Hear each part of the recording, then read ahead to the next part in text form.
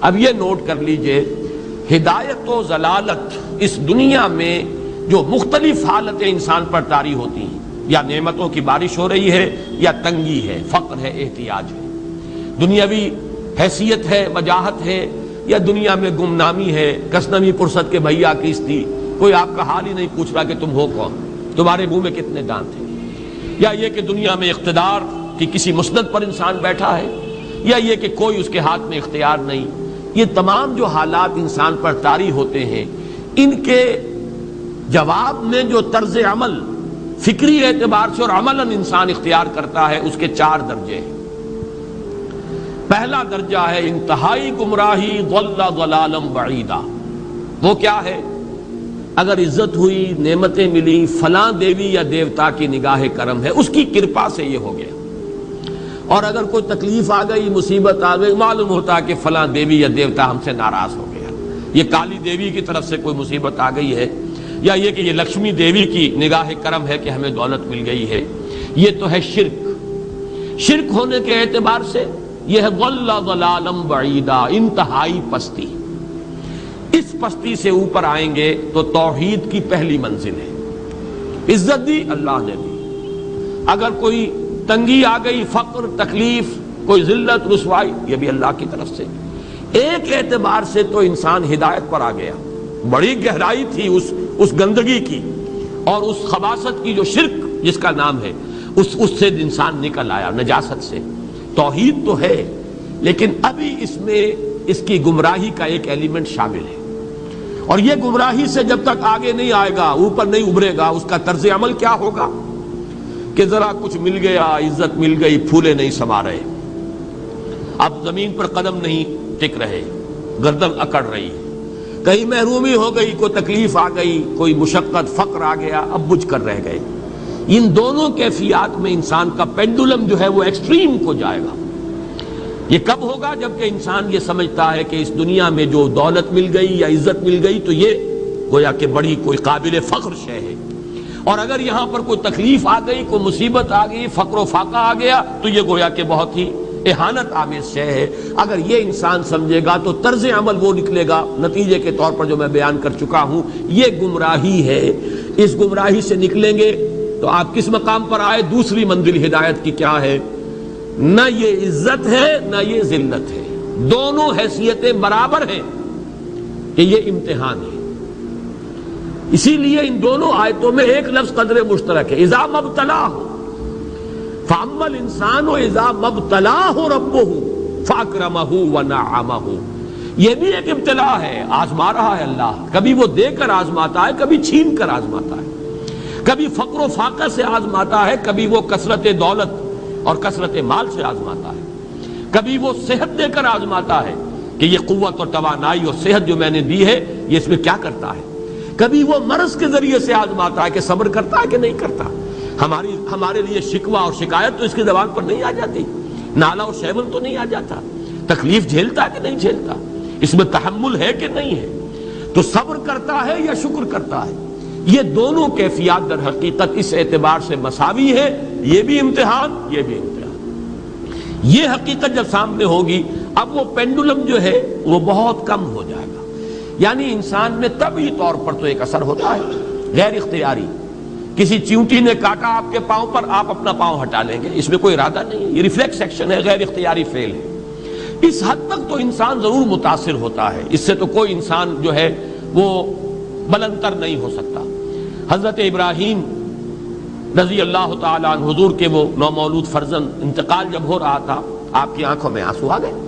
اب یہ ایک طبعی اثر ہے، ایک فعل ہے، انفعالی کیفیت ہے جو بالکل طبعی ہے، لیکن یہ نہیں کہ اس کی وجہ سے انسان کی زبان پر کوئی شکوہ آ جائے، کوئی شکایت آ جائے، یہ نہیں ہوگا، یہ ایمان کے منافی ہے۔ اسی طریقے سے اگر کوئی خوشی ہوئی ہے تو چہرے کے اوپر ایک نکھار آ جائے گا، تبسم آ جائے گا، اس سے زائد نہیں۔ اس حد تک تو یوں سمجھیے کہ انسان کا طبعی تقاضا ہے۔ اس سے زیادہ یہ پینڈولم اگر سوئنگ کر رہا ہے تو گویا کہ اس حقیقت سے انسان محجوب ہے کہ یہ بھی امتحان ہے، یہ بھی امتحان ہے، جو ہم سورہ حدید میں پڑھ چکے ہیں۔ ما اصاب من مصیبت فی الارض ولا فی انفسکم الا فی کتاب من قبل ان نبراها ان ذلک علی اللہ یسیر۔ لِكَيْ لَا تَعْصَوْا عَلَىٰ مَا فَاتَكُمْ وَلَا تَفْرَحُوا بِمَا آتَاكُمْ۔ اللہ تمہیں کچھ دے تو اتراؤ مت، اللہ تم سے کچھ چھین لے تو اس کے اوپر افسوس مت کرو۔ یہ نتیجہ ایمان کا نکلنا چاہیے۔ اگر تمہیں ایمان ہے اللہ پر، اگر تمہیں یقین ہے کہ جو کچھ ہوا ہے اللہ کے اذن کے بغیر نہیں ہوا، اگر تمہیں یقین ہے کہ اللہ نے جو میرے لیے طے کیا ہے اس میں میرے لیے خیر ہی ہے، چاہے فی الحال فی الوقت فوری طور پر مجھے ناگوار محسوس ہو رہی ہے بات، لیکن یقیناً میرے لیے اس میں خیر ہے میرے رب کی طرف سے، کہ ہر چیز ساقی ما ریخت عین الطافس۔ ہم تو شارٹ سائٹڈ ہیں، ہم دیکھ نہیں سکتے کسی شے کو، ہم اس کے ظاہر کو دیکھ کر گھبرا اٹھتے ہیں کہ یہ تو تکلیف آ گئی، کیا پتا اسی کے پردے میں اللہ کی رحمت آ رہی ہے۔ میں نے وہ رئیس امروہوی کے اشعار آپ کو کئی دفعہ سنائے ہیں۔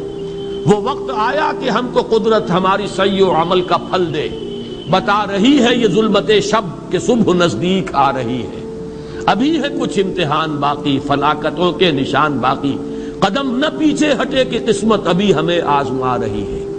رئیس اہل نظر سے کہہ دو کہ آزمائش سے جی نہ ہارے، جسے سمجھتے ہو آزمائش وہی تو بگڑی بنا رہی ہے۔ اسی آزمائش سے تو بگڑی بنے گی، اسی سے تو تمہارا خیر جو ہے اجاگر ہوگا، سامنے آئے گا، پتہ چلے گا who's who, what is what۔ ابو بکر میں کتنا یقین اور ایمان تھا، یہ کیسے معلوم ہوگا؟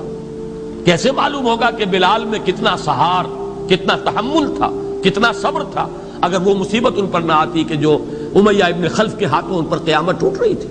تو یہ ساری چیزیں جو ہے ما اصاب من مصیبت فی الارض ولا فی انفسکم الا فی کتاب من قبل ان نبرأ ان ذلک علی اللہ یسیر لکی لا تعصوا علی ما فاتکم ولا تفرحوا بما آتاکم واللہ لا یحب کل مختال فخور۔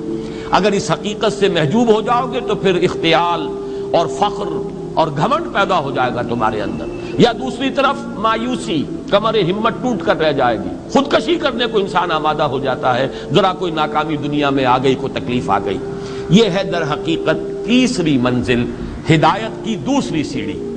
پہلا کیا تھا؟ نہایت ضل ضلالا بعیدا، کوئی خیر مل گیا تو کسی دیوی کی نگاہ کرم، کوئی تکلیف آ گئی تو کسی دیوتا کی ناراضی، یہ تو ہے ضل ضلالا بعیدا۔ اس سے اوپر آئے، یہ پہلی سیڑھی ہدایت کی ہے۔ عزت ہے تو اللہ کی طرف سے، اور اگر کوئی ذلت ہے، تنگی ہے تو اللہ کی طرف سے، یہ ہدایت کا آغاز ہو گیا، یہ توحید کی بنیادی منزل ہے۔ اس سے اگلی منزل، یہاں کی ذلت ذلت نہیں، یہاں کی عزت عزت نہیں۔ ذالک یوم التغابن، ہار اور جیت کے فیصلے کا دن تو قیامت کا دن ہے، وہاں معلوم ہوگا جس کو اس روز عزت ملی وہ عزت والا ہے، جو اس روز ذلیل ہو گیا وہ ذلت والا ہے۔ یہ تو امتحان ہے، دار الامتحان ہے، خلق الموت والحیات لیبلوکم ایکم احسن عملا، یہ تو دار الامتحان ہے، امتحان ہونے کے ناطے دونوں برابر ہیں۔ اس سے اوپر ہے ایک چوتھی منزل، ہدایت کی تیسری منزل۔ وہ کیا ہے؟ عام طور پر انسان یہ سمجھتا ہے کہ یہ جو آزمائش ہے تنگی کی اور فقر و فاقہ کی، یہ سخت تر آزمائش ہے، اور نعمتوں کی بارش ہو تو یہ آسان آزمائش ہے۔ یہ بھی ابھی گمراہی کا ایک پرت جو ہے اس کی باقی ہے۔ ابھی ہدایت کا جو کامل جو ہوگا انکشاف، وہ کب ہوگا؟ جب انسان اس حقیقت کو جان لے کہ جہاں وسعت ہو، جہاں کثرت ہو، وہ زیادہ بڑا امتحان ہے، سخت امتحان ہے، بجائے اس کے کہ اگر قلت ہے، کمی ہے، یہ کم تر امتحان ہے، یہ کم بھاری امتحان ہے۔ کیوں؟ کہ اگر آپ کے پاس کثرت ہے، آپ کے اندر غفلت پیدا ہو جائے گی، کثرت کا لازمی نتیجہ غفلت ہے، اور اگر قلت ہے